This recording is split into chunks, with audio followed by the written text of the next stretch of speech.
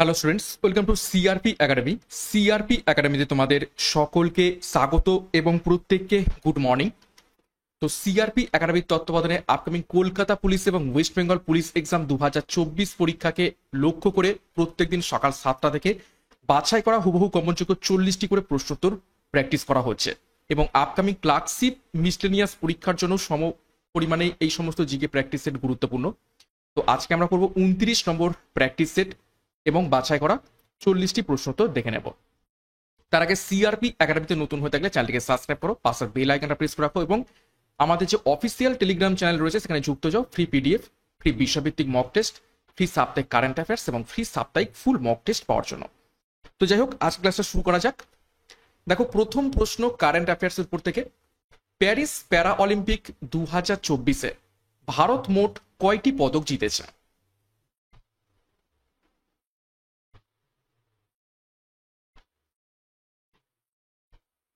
তো সঠিক উত্তর হবে অপশন ডি, 29টি পদক জিতেছে ভারত প্যারিস প্যারা অলিম্পিক 2024-এ।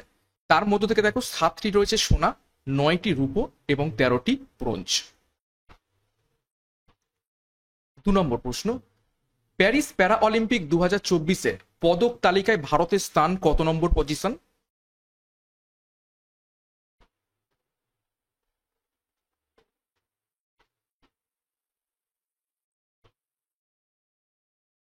সঠিক উত্তর হবে অপশন বি, 18 নম্বর পজিশনে রয়েছে প্যারিস অলিম্পিক 2024-এ পদক তালিকায় ভারতের স্থান এবং প্রথম স্থানে রয়েছে কে? চীন। 3 নম্বর প্রশ্ন, ইউএস ওপেন 2024-এ দ্বিতীয়বার গ্র্যান্ড স্ল্যাম শিরোপা জিতলেন নিচের কোন ব্যক্তি? ভিভিআই করবে, খুবই খুবই ইম্পর্টেন্ট।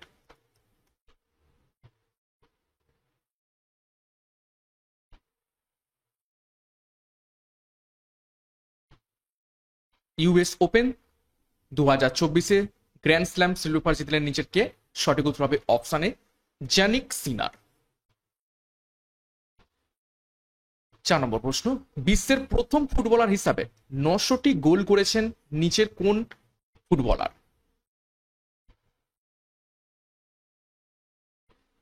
এর উত্তর আশা করছি সকলেই পারবে। বিশ্বের প্রথম ফুটবলার হিসাবে 900টি গোল করেছেন নিচের কোন ফুটবলার? তো অবশ্যই সঠিক উত্তর হবে option D, Cristiano Ronaldo. Next প্রশ্ন যাবো, তার আগে গুরুত্বপূর্ণ ঘোষণা। সিআরপি একাডেমির তত্ত্বাবধানে পুলিশ পরীক্ষার সেরা প্রস্তুতির জন্য অন্তিম যুদ্ধ ব্যাচ লঞ্চ করা হয়েছে, যেখানে নতুন সিলেবাস এবং লেটেস্ট প্যাটার্ন অনুযায়ী তোমরা জিকে, কারেন্ট অ্যাফেয়ার্স, গণিত, ইংরেজি এবং রিজনিং এর সম্পূর্ণ বিষয় এবং অধ্যায়ভিত্তিক ডিসক্রিপটিভ প্যাটার্নের থিওরি এবং সেই থিওরির উপর বেস করে এমসিকিউ ক্লাস পাবে। এছাড়া আমাদের 80টি প্র্যাকটিস সেটের প্র্যাকটিস ব্যাচ লঞ্চ করা হয়েছে, যেখানে তোমরা প্রত্যেকটা বিষয় ধরে ধরে তোমরা প্র্যাকটিস করতে পারবে। তো যোগাযোগ করো 9647553612 নাম্বারে। এছাড়া বিস্তারিত ডিসক্রিপশন বক্সে পেয়ে যাবে। পরীক্ষার সেরা প্রস্তুতির সঠিক গাইডেন্স, সঠিক স্টাডি মেটেরিয়াল মাধ্যমে নেওয়ার জন্য এখনই আমাদের এই ব্যাচ কোর্সে যুক্ত হয়ে যাও। নেক্সট দেখো 5 নম্বর প্রশ্ন, কোন শিলা আদেশ থেকে অশোকের বৌদ্ধ ধর্মে ধর্মান্তরিত হওয়ার তথ্য জানা যায়? আমরা জানি কলিঙ্গ যুদ্ধ যেটা হয়েছিল, সেই কলিঙ্গ যুদ্ধের পরেই অশোকের মন অনুতপ্ত হয় এবং যুদ্ধ ছেড়ে শান্তির পথে চলে যান এবং বৌদ্ধ ধর্মে ধর্মান্তরিত হন। তো কোন শিলা আদেশ বা রক এডিক্ট থেকে আমরা এটা জানতে পারি? সঠিক উত্তর হবে অপশানে ভোবরু শিলা আদেশ থেকে। কলিঙ্গ শিলা আদেশ এটা কত নম্বর rock edict? Rock edict 13। Next 6 নম্বর প্রশ্ন, নিচের মধ্যে কে শক যুগের প্রবর্তন করেন? শক যুগ মানে সাকা এরাস, যেটাকে আমরা ইংলিশে বলে থাকি।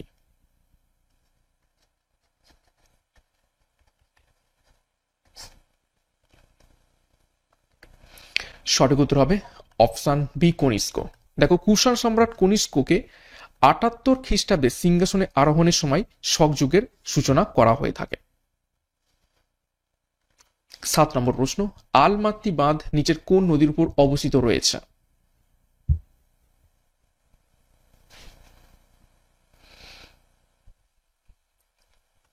সঠিক উত্তর হবে, দেখে নাও অপশানে কৃষ্ণা নদীর উপর। কোন রাজ্যে? কর্ণাটকে। দেখো কিছু গুরুত্বপূর্ণ বাঁধ কোন রাজ্যে অবস্থিত এবং কোন নদীর উপর একটু দেখে নেব। ইন্দ্রাবতী বাঁধ উড়িষ্যাতে অবস্থিত ইন্দ্রাবতী নদীর উপর। গান্ধী সাগর বাঁধ মধ্যপ্রদেশে অবস্থিত চম্বল নদীর উপর। উড়ি বাঁধ অবস্থিত রয়েছে জম্মু কাশ্মীরে ঝিলাম নদীর উপর। সালাল বাঁধ অবস্থিত রয়েছে জম্মু কাশ্মীরে চেনাব নদীর উপর। কয়না বাঁধ অবস্থিত রয়েছে মহারাষ্ট্রে কয়না নদীর উপর। রাজঘাট বাঁধ অবস্থিত রয়েছে উত্তরপ্রদেশে বতোয়া নদীর উপর। এছাড়া রানা প্রতাপ সাগর বাঁধ রাজস্থান অবস্থিত চম্বল নদীর উপর। ম্যাসেঞ্জার বাঁধ অবস্থিত রয়েছে পশ্চিমবঙ্গে ময়ূরাক্ষী নদীর উপর। উকাই বাঁধ অবস্থিত রয়েছে গুজরাটে তাপ্তি নদীর উপর। নেক্সট দেখো 8 নম্বর প্রশ্ন, নিচের কোন হ্রদ থেকে সুতলেজ নদীর উৎপত্তি হয়েছে?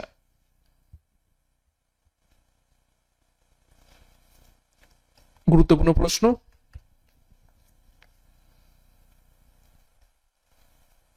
সঠিক উত্তর হবে অপশন ডি, রাক্ষসতাল হ্রদ থেকে। দেখো বিভিন্ন নদীর নাম, উৎস এবং পতন স্থল আমরা দেখে নেব। গোদাবরী নদী, তার দৈর্ঘ্য 1465 কিলোমিটার, এটি ত্রিম্বক পর্বত থেকে উৎপত্তি লাভ করে বঙ্গোপসাগরে পতিত হয়েছে। কাবেরী নদী 805 কিলোমিটার, ব্রহ্মগিরি শৃঙ্গ থেকে উৎপত্তি লাভ করে বঙ্গোপসাগরে পতিত হয়েছে। গঙ্গা নদী 2525 কিলোমিটার, গঙ্গোত্রী হিমবাহ থেকে উৎপত্তি লাভ করে বঙ্গোপসাগরে পতিত হয়েছে। মহানদী 858 কিলোমিটার, সিয়াওয়ারা উচ্চভূমি থেকে উৎপত্তি লাভ করে বঙ্গোপসাগরে পতিত হয়েছে। তাপ্তি নদী 724 কিলোমিটার, মহাদেব পর্বত থেকে উৎপত্তি লাভ করে কাম্বে উপসাগরে পতিত হয়েছে। নর্মদা নদী 1312 কিলোমিটার, অমরকণ্টক শৃঙ্গ থেকে উৎপত্তি লাভ করে কাম্বে উপসাগরে পতিত হয়েছে। নেক্সট দেখো, ব্রহ্মপুত্র নদী বা নদ চেমাংদুং হিমবাহ থেকে উৎপত্তি লাভ করে বঙ্গোপসাগরে পড়েছে। কৃষ্ণা নদ 1400 কিলোমিটার, মহাবালেশ্বর শৃঙ্গ থেকে বঙ্গোপসাগরে পতিত হয়েছে। সিন্ধু নদ 2880 কিলোমিটার, সিনকা বা উষ্ণ প্রস্রবণ থেকে উৎপত্তি লাভ করে আরব সাগরে পতিত হয়েছে। লুনি নদী 495 কিলোমিটার, পুষ্কর ভ্যালি থেকে উৎপত্তি লাভ করে কচ্ছের রানে পতিত হয়েছে। এবং লুনি নদী একমাত্র অন্তর্বাহিনী নদী। ঝিলাম নদী 795 কিলোমিটার, ভেরিনাগ পাহাড় থেকে উৎপত্তি লাভ করে চেনাব নদীতে পতিত হয়েছে। নেক্সট দেখো 9 নম্বর প্রশ্ন, গোয়া, দমন ও দিউ অঞ্চলগুলি ভারতের সংবিধানে অন্তর্ভুক্ত করা হয়েছিল কোন সংশোধনী বিলের মাধ্যমে? খুবই গুরুত্বপূর্ণ প্রশ্ন, প্রত্যেকটা প্রশ্নই খুবই গুরুত্বপূর্ণ এবং একটু হাই লেভেলের। প্রত্যেকদিন ক্লাসগুলো ফলো করবে, অনেক অনেক প্র্যাকটিস হবে এবং নিজেদের কনফিডেন্সটা বাড়বে। সঠিক উত্তর হবে অপশন ডি, দ্বাদশ সংশোধনী 1962 সালে। 10 নম্বর প্রশ্ন, অনুচ্ছেদ 112 এর আদেশ অনুযায়ী নিম্নলিখিত নথির মধ্যে কোনটি সংসদে উপস্থাপিত হয়?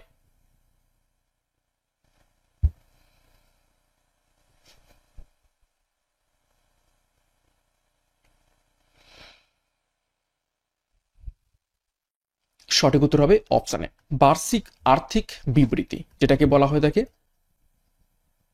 Annual financial statement. দেখো কিছু গুরুত্বপূর্ণ ধারা আমরা দেখে নেব। ধারা 112 বার্ষিক আর্থিক বিবৃতি, ধারা 110 অর্থ বিল এবং ধারা 280 অর্থ কমিশন সম্পর্কে বলা রয়েছে। নেক্সট দেখো 11 নম্বর প্রশ্ন, কোন ভিটামিন টোকোফেরল নামেও পরিচিত রয়েছে? অর্থাৎ নিচের কোন ভিটামিনের রাসায়নিক নাম টোকোফেরল? বিভিন্ন ভিটামিনের রাসায়নিক নাম পরীক্ষা এসে থাকে।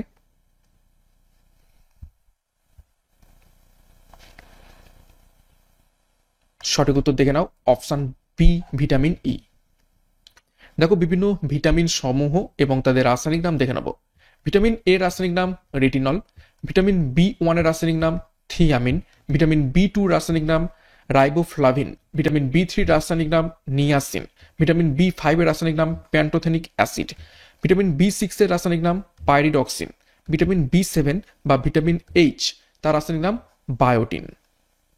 এছাড়া ভিটামিন বি9 এর রাসায়নিক নাম ফলিক অ্যাসিড, ভিটামিন বি12 এর রাসায়নিক নাম সায়ানোকোবালামিন, ভিটামিন সি রাসায়নিক নাম অ্যাসকর্বিক অ্যাসিড, ভিটামিন ডি এর রাসায়নিক নাম ক্যালসিফেরল, ভিটামিন ই এর রাসায়নিক নাম টোকোফেরল, ভিটামিন জি এর রাসায়নিক নাম নিয়াসিন, ভিটামিন কে এর রাসায়নিক নাম ফাইলোকুইনন বা ন্যাপথোকুইনন। 12 নম্বর প্রশ্ন, আমাদের শরীরে কোথায় ইউরিয়া তৈরি হয়ে থাকে?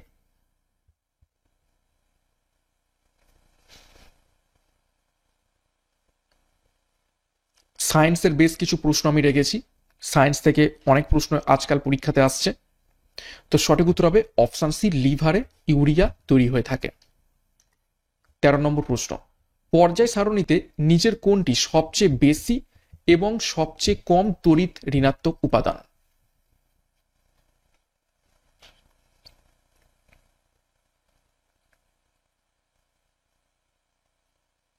সঠিক উত্তর কি হবে? সঠিক উত্তর হবে অপশন এ, ফ্লোরিন এবং সিজিয়াম। ফ্লোরিন হচ্ছে সব থেকে বেশি তড়িৎ ঋণাত্মক এবং সিজিয়াম হচ্ছে সব থেকে কম তড়িৎ ঋণাত্মক। 14 নম্বর প্রশ্ন, টিউবলাইট ভেঙে গেলে ক্র্যাকিং শব্দ উৎপন্ন হয়, তার কারণ কি? চারটি অপশন দেখে উত্তর করবে ভালো করে।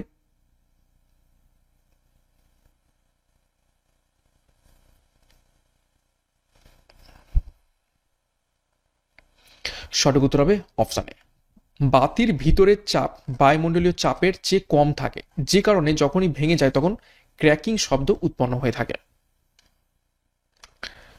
15 নম্বর প্রশ্ন দেখো, সেপ্টবার্গ ইউনিট ড্যাশের একটি ইউনিট।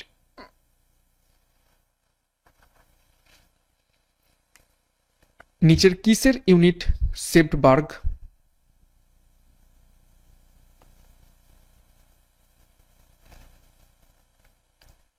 সঠিক উত্তর হবে অপশন ডি, সময়ের ইউনিট।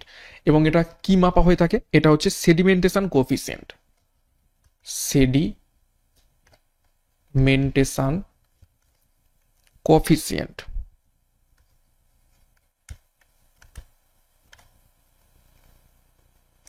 নেক্সট 16 নম্বর প্রশ্ন, সমুদ্র পৃষ্ঠে মেরুতে এবং নিরক্ষরেখায় অভিকর্ষের কারণে ত্বরণের মানের মধ্যে পার্থক্য কি?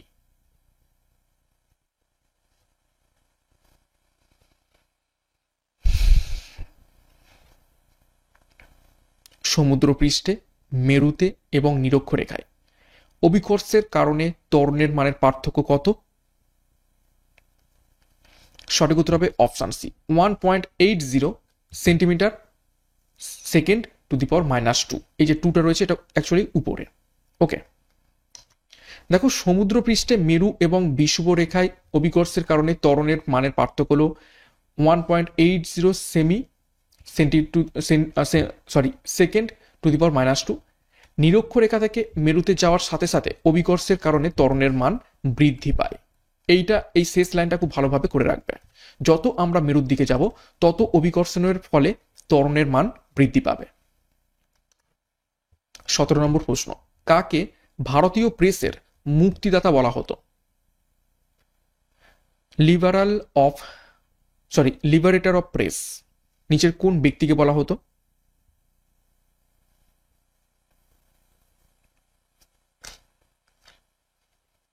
সঠিক উত্তর হবে অপশন বি, চার্লস মেটকাফকে। 18 নম্বর প্রশ্ন, 1940 সালের ব্যক্তিগত সত্যাগ্রহের জন্য মহাত্মা গান্ধী দ্বারা নিম্নলিখিতগুলির মধ্যে কাকে প্রথম সত্যাগ্রহী হিসাবে মনোনীত করা হয়েছিল?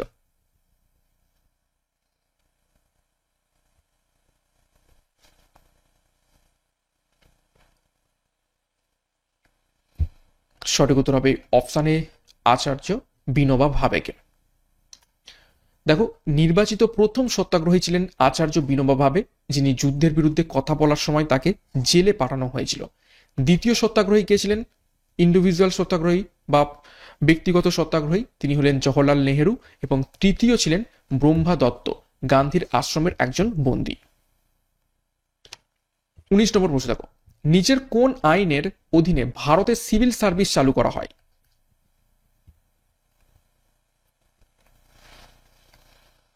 প্রত্যেকটা বিষয় থেকে প্রত্যেকটা টপিক থেকে প্রশ্ন রাখার চেষ্টা করছি এবং যে ধরনের প্রশ্ন আসতে পারে সেই ধরনের প্রশ্ন রাখার চেষ্টা করছি। তো সঠিক উত্তর হবে অপশন বি, সনদ আইন 1833। 20 নম্বর প্রশ্ন, ইতালির জাতীয় প্রতীকটি হলো নিচের কোনটি?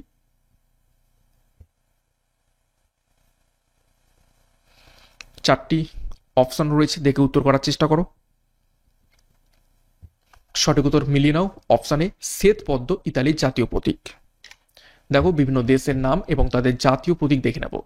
জাপানের জাতীয় প্রতীক চন্দ্রমল্লিকা, ইতালির জাতীয় প্রতীক শ্বেত পদ্ম, হংকংয়ের জাতীয় প্রতীক অর্কিড গাছ, সুইজারল্যান্ডের জাতীয় প্রতীক হোয়াইট ক্রস, লেবাননের জাতীয় প্রতীক পাইন জাতীয় গাছ, ডেনমার্কের জাতীয় প্রতীক বিচ গাছ, ডোমিনিকার জাতীয় প্রতীক তোতা পাখি, ফ্রান্সের জাতীয় প্রতীক লিলি ফুল। নেক্সট 21 নম্বর প্রশ্ন দেখো, চাটুর্যে মশাই, জটাধর বক্সি এবং বিরিঞ্চি বাবা এই চরিত্রগুলির স্রষ্টা নিচের কোন বাঙালি সাহিত্যিক? ভিভিআই করো।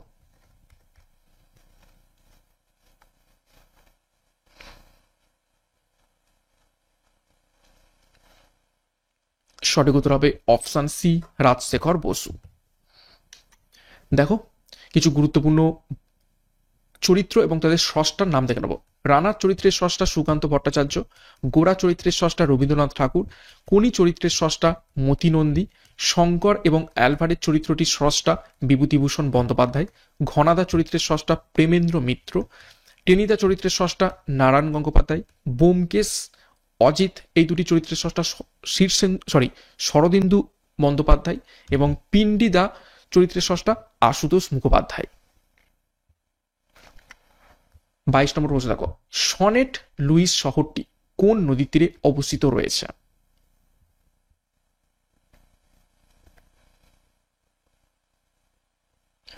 বিশ্বের গুরুত্বপূর্ণ শহর সেগুলো কোন নদীর তীরে অবস্থিত, এই ধরনের পরীক্ষায় প্রশ্ন আসতে পারে। সঠিক উত্তর হবে এখান থেকে অপশন বি, মিসিসিপি নদীর তীরে সনেট লুইস শহরটি অবস্থিত রয়েছে। এক্সট্রা নোটস কিছু দেখবো, দেখো শহর আর নদী। আলেকজান্দ্রিয়া শহরটি নীল নদের তীরে অবস্থিত, আমস্টারডাম শহরটি অ্যামসেল নদীর তীরে অবস্থিত, বুদাপেস্ট শহরটি দানিউব নদীর তীরে অবস্থিত, বাগদাদ শহরটি টাইগ্রিস নদীর উপর অবস্থিত, রোম শহরটি টাইবার নদীর তীরে অবস্থিত, ব্যাংকক শহরটি মেনাম নদীর তীরে অবস্থিত এবং ভিয়েনা যে শহর সেটা দানিউব নদীর তীরে অবস্থিত। খুবই গুরুত্বপূর্ণ তথ্য। এই এক্সট্রা নোটসগুলো কিন্তু তোমরা স্কিপ করবে না, এক্সট্রা নোটসগুলো খুবই ইম্পর্টেন্ট, ঠিক আছে? এক্সট্রা নোটস থেকেও পরীক্ষায় প্রশ্ন আসার চান্স রয়েছে, সেই কারণেই তোমাদের এক্সট্রা নোটসগুলো দিচ্ছি, এগুলো কিন্তু ভালো করে তোমরা ফলো করো। 23 নম্বর প্রশ্ন, নরওয়ের পার্লামেন্টের নাম কি? এই টপিকটা থেকে বেশ প্রশ্ন আসে বিভিন্ন পরীক্ষাতে, বিভিন্ন দেশের পার্লামেন্টের নাম, তো স্টার মার্ক করবে। তো সঠিক উত্তর হবে অপশন ডি, স্টোটিং নরওয়ের পার্লামেন্টের নাম। এবার দেখো কিছু গুরুত্বপূর্ণ দেশ এবং তাদের যে লোকসভা বা পার্লামেন্ট কি কি নামে পরিচিত সেগুলো একটু দেখে নিই।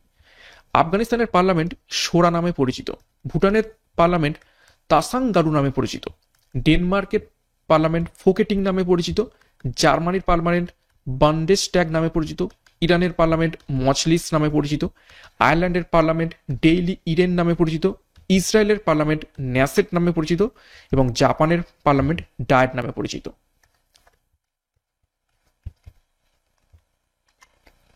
24 নম্বর প্রশ্ন, আচানাকামার অভয়ারণ্য কোন রাজ্যে অবস্থিত রয়েছে?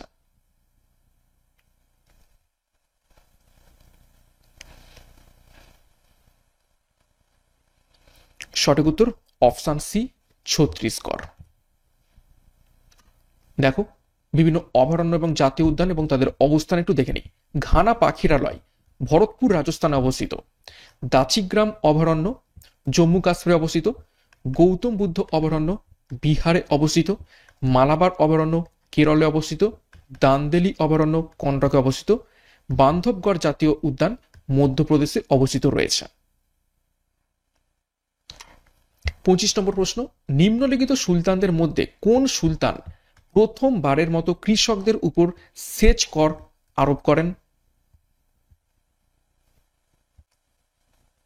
স্টার মার্ক প্রশ্ন।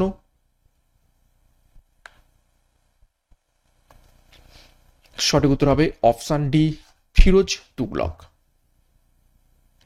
দেখো ফিরোজ শাহ তুগলক ছিলেন মোহাম্মদ বিন তুগলকের চাচাতো ভাই এবং 23 মার্চ 1351 খ্রিস্টাব্দে তিনি দিল্লির শাসক হন।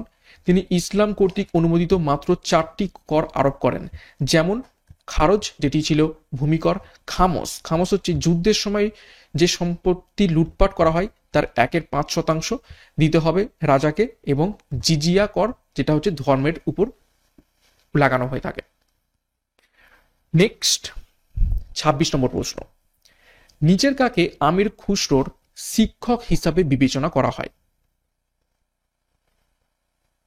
হিন্টস দিচ্ছি, তার নামে বাংলা বেশ গান রয়েছে, একটা বিখ্যাত গান রয়েছে, দিল্লিতে নিজামুদ্দিন আউলিয়া এলো। তো সঠিক উত্তর হবে অপশন সি, নিজামুদ্দিন আউলিয়া আমির খুসরোর শিক্ষক হিসাবে বিবেচনা করা হয়। 27 নম্বর প্রশ্ন, এমপিইজি এর সঠিক পূর্ণরূপ কি? ইতিহাস, ভূগোল, সংবিধান, economics, current affairs, static GK, computer technology, বিজ্ঞান, বায়োলজি, কেমিস্ট্রি, ফিজিক্স, প্রত্যেকটা টপিক থেকে প্রশ্ন রাখার চেষ্টা করছি এবং হাই লেভেলের। সঠিক উত্তর হবে option B, moving picture experts group. 28, তরাইনের প্রথম যুদ্ধে নিচের কোন দুর্গটি মোহাম্মদ ঘুরির বাহিনী দখল করেছিল, যেটি ঘুরিদ এবং চৌহানদের মধ্যে যুদ্ধের সূত্রপাত করেছিল? অর্থাৎ নিচের কোন দুর্গটি মোহাম্মদ ঘুরির বাহিনী দখল করেছিল এবং সেটাকে ছাড়াতে পৃথ্বীরাজ চৌহান যায় এবং তার ফলে মোহাম্মদ ঘুরি এবং চৌহানের মধ্যে প্রথম পানিপথের যুদ্ধ হয়? সঠিক উত্তর হবে অপশন সি, তাবার হিন্দ দুর্গ। 1191 সালে প্রথম তরাইনের যুদ্ধ হয়।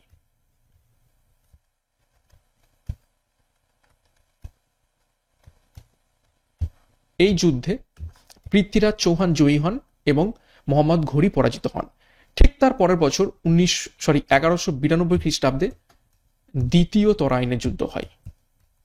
এইখানে উল্টে যায়, এখানে পৃথ্বীরাজ চৌহান পরাজিত হন এবং মোহাম্মদ ঘুরি জয়ী হন। নেক্সট 29 নম্বর প্রশ্ন, খাম্বাত উপসাগরে নিচের দুটি নদীর কোনটি খালি? সরি, প্রশ্নটা ভুল হয়েছে, প্রশ্নটা হবে খাম্বাত উপসাগরে নিচের কোন দুটি নদী পতিত হয়েছে, নিচের দুটি নদীর মানে কোন দুটি নদী পতিত হয়েছে হবে।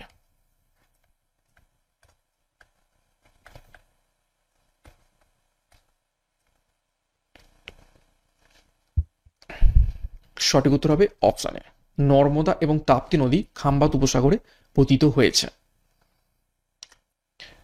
30 নম্বর প্রশ্ন, উপরের গঙ্গা সমভূমির অস্থির বায়বীয় বালুকাময় আমানত কোন নামে পরিচিত?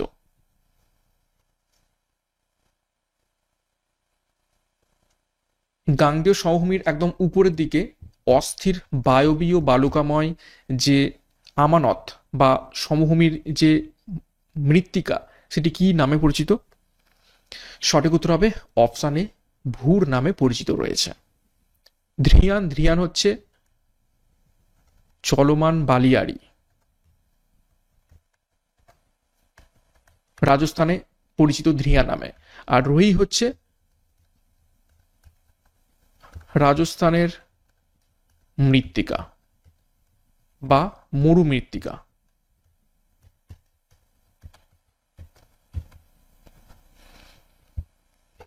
ওকে, নেক্সট 31 নম্বর প্রশ্ন, ভারতের সংবিধানে প্রস্তাবনায় নিচের কোন ধরনের স্বাধীনতার উল্লেখ নেই?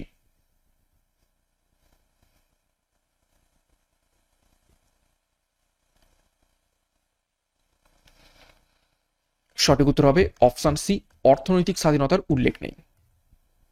দেখো, ভারতের সংবিধানের প্রস্তাবনায় 5টি ধরনের স্বাধীনতার কথা বলা হয়েছে। কি কি? চিন্তা, মত প্রকাশ, বিশ্বাস এবং উপাসনার স্বাধীনতা। সংবিধানের প্রস্তাবনার অর্থনৈতিক স্বাধীনতার কথা বলা নেই। 32 নম্বর প্রশ্ন দেখো, নিম্নলিখিত কোন অনুচ্ছেদগুলি ভারতীয় সংবিধানে রাষ্ট্রীয় নীতির নির্দেশমূলক নীতি গঠন করে? অর্থাৎ কোন ধারা থেকে কোন ধারা পর্যন্ত রাষ্ট্রীয় নীতির নির্দেশমূলক নীতি বা DPSP, directive principal state policy লেখা রয়েছে?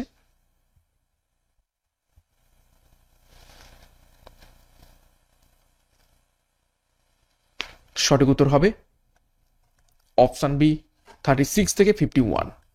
পার্ট 4। 33, নিজের কোন প্রতিষ্ঠান ওয়ার্ল্ড ইকোনমিক আউটলুক রিপোর্ট প্রকাশ করে থাকে?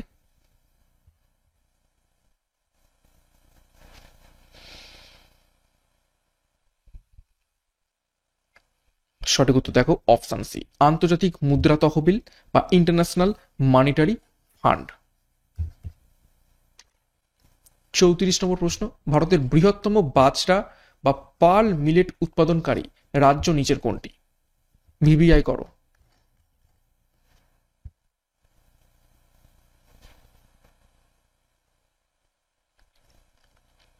সঠিক উত্তর হবে অপশন বি, রাজস্থান। 35, ট্রাইকোলজি নিজের কোন বক্তব্যের সাথে সম্পর্কিত বা নিজের কোন অধ্যয়নের সাথে সম্পর্কিত রয়েছে ট্রাইকোলজি?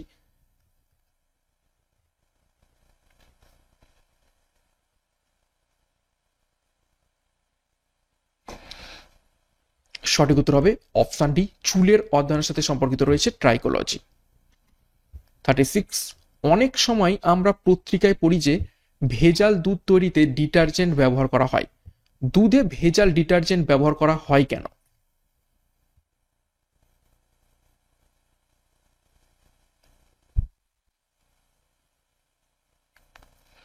সঠিক উত্তর হবে অপশন এ, জলে চর্বি দ্রবীভূত করার জন্য।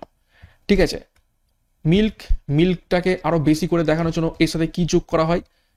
ভেজিটেবল অয়েল, সল্ট, ঠিক আছে, তারপর হচ্ছে সোডা, এই সমস্ত জিনিস মিক্স করা হয় এবং ভেজিটেবল অয়েল দুধের সাথে অত সহজে মিশতে চায় না, যে কারণে মাঝখানে কি দেওয়া হয়? ডিটারজেন্ট। ডিটারজেন্ট দিয়ে দিলে এবং সেটাকে ভালোভাবে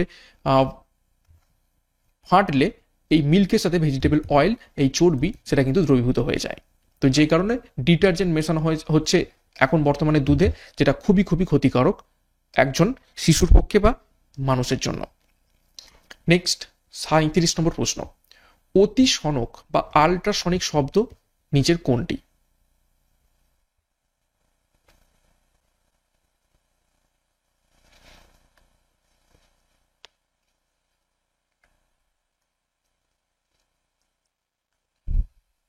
সঠিক উত্তর হবে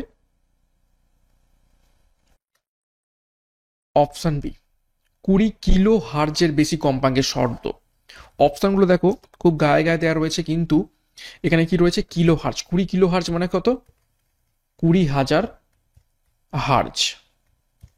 20,000 হার্জের উপরের যে শব্দ, সেটাকে বলা হয়ে থাকে কি? অতিসনক বা আল্ট্রাসনিক শব্দ। 38, 1884 সালে সুরেন্দ্রনাথ ব্যানার্জি কোথায় ভারতীয় জাতীয় সম্মেলন বা ইন্ডিয়ান ন্যাশনাল কনফারেন্স প্রতিষ্ঠা করেন?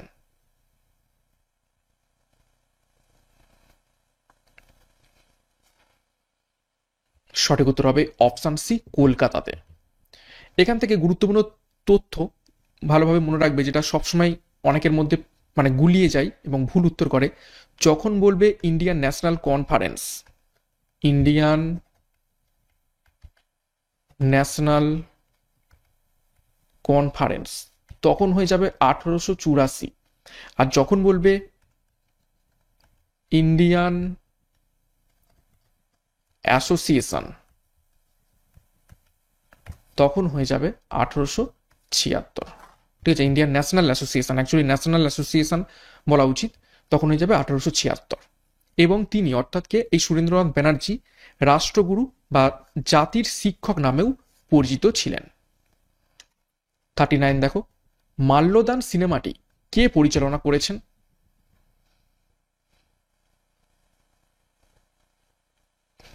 এই ধরনের প্রশ্ন মিসলেনিয়াসে খুবই গুরুত্বপূর্ণ। ঠিক আছে, আর্ট কালচার, ঠিক আছে, বাংলার যে সমস্ত সিনেমা রয়েছে, সাহিত্য রয়েছে, এই সমস্ত থেকে বেশি প্রশ্ন মিসলেনিয়াস এসে থাকে। তো সঠিক উত্তর হবে অপশানে অজয় কর। 40 নম্বর প্রশ্ন এবং আজকের ক্লাসের শেষ প্রশ্ন, বিশ্ব স্বাস্থ্য দিবস কোন দিনটিতে পালন করা হয়? World health day.